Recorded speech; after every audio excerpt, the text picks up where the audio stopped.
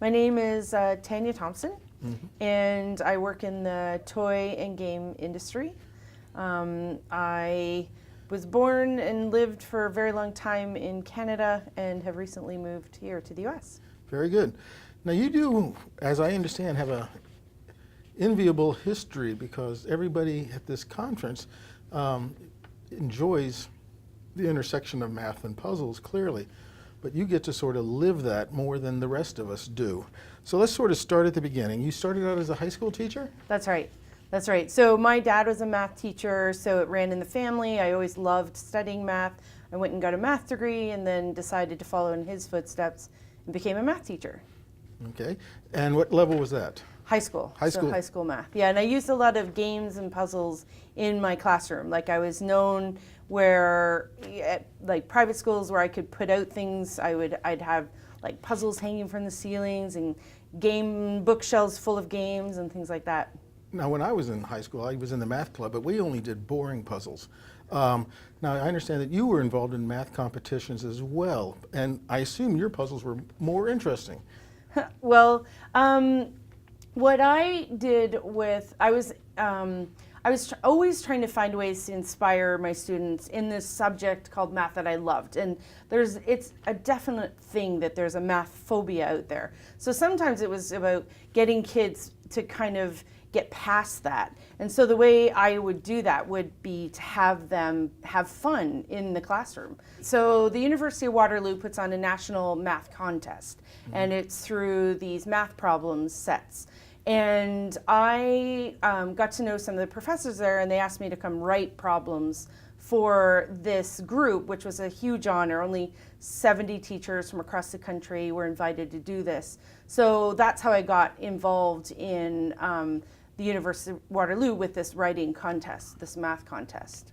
Now, I understand then the next innovation you had was having math fairs. Right. Now, is this something at the high schools, at Waterloo, or outside of the schools? So they're called SNAP math fairs, and they started by a couple of professors and a high school math teacher out of Alberta, out of Edmonton. And there was this well-known, Dr. Andy Liu, well-known professor who would like teach to kids of all ages.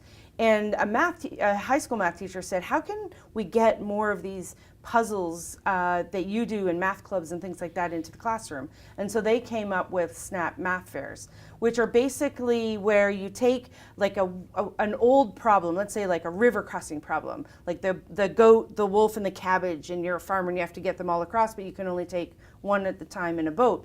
So taking these types of problems, and you would have your students like build a manipulative and in order to solve it. So instead of tracking things in your head, you'd actually like be able to play with it and manipulate it.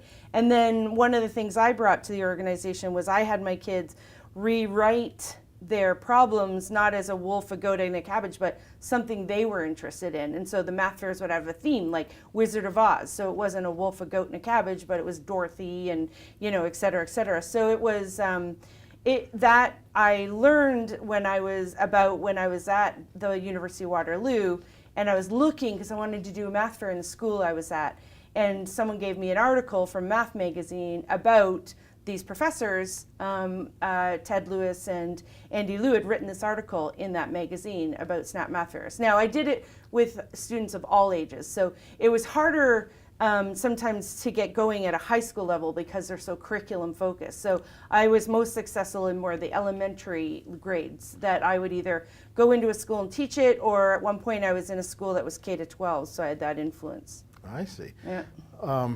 Now, at this time you met Bill Ritchie. Yes. How did that happen?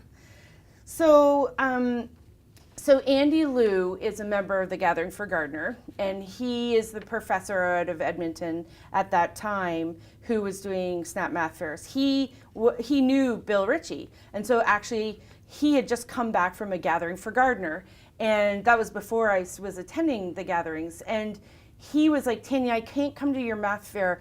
They had asked me to launch Snap math fairs in Ontario, where I was living.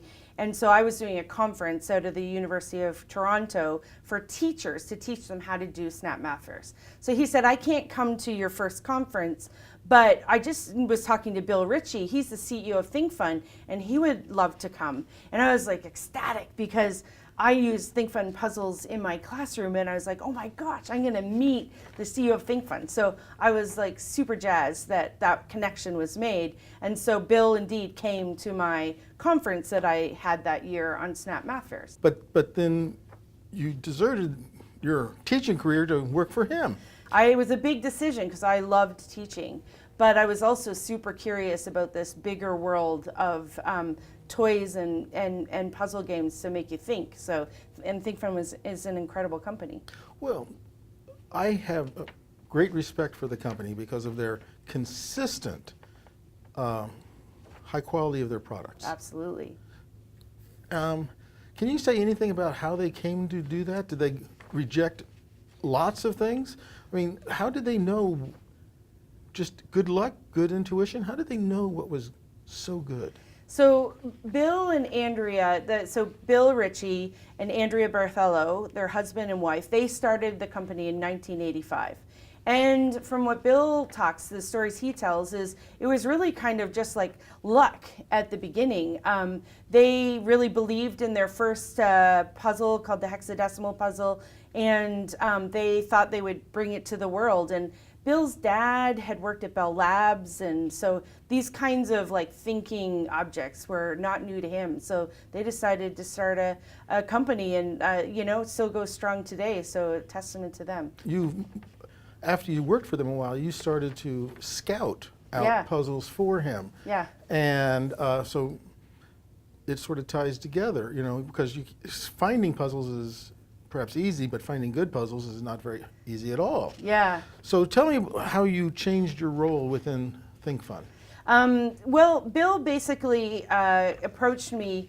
I think there was probably a conversation that happened between himself and Andrea and other people. And he'd been doing the scouting, per se, for 25 years.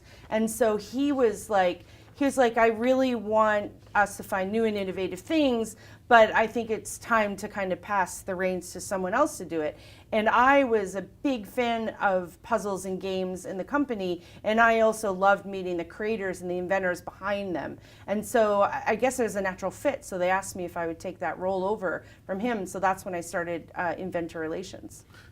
Inventor Relations, that's such a dry term for having fun seeking out wonderful. Best job in the world. I know, it's true. I have the best job in the world. So, can we assume that you don't have your name on any of these yourself, but you're the in-between? I don't want to take anything away from you. If there's some puzzles that your name is on, I'd like to know. There are a couple where my name is on them because I was involved with the challenge development. So in a company the size of ThinkFun, you don't only wear one hat.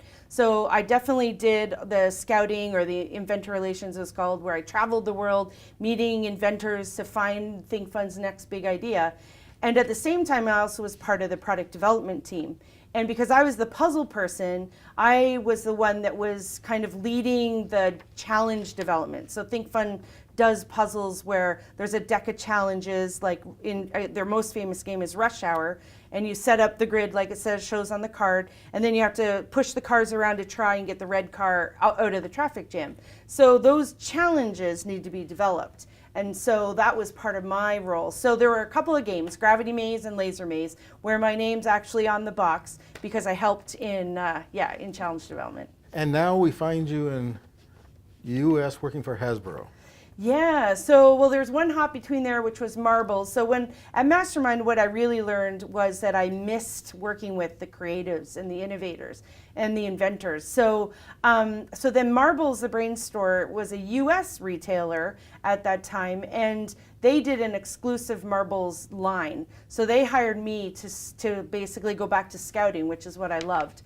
And I wasn't very long there before Hasbro had an opening. And so, yeah, so now I work for Hasbro doing what I did for Think Fun. So it's called, I'm the Director of Global Product Acquisition for gaming. And so I'm searching the world again for the next big board game for Hasbro. So are you learning anything new at this conference? Oh gosh, at this conference, I love this conference so much.